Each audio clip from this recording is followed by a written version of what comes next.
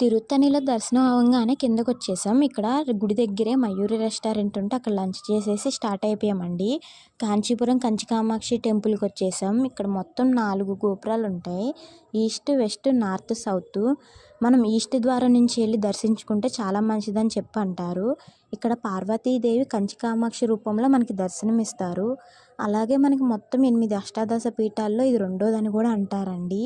ఇది 6వ శతాబ్దంలో పల్లవుల ద్వారా నిర్మించబడిందని కూడా చెప్తా ఉంటారు. మనకి మొత్తం 7 మోక్ష నగరాలు ఉంటాయంట. అందులో ఇదొకటి.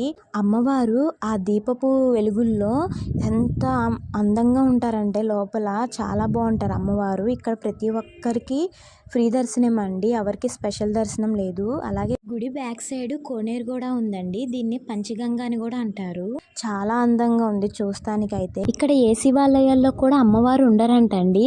మొత్తం శివాలయాలకు కలిపి కంచి కామాక్షి అమ్మవారు ఒక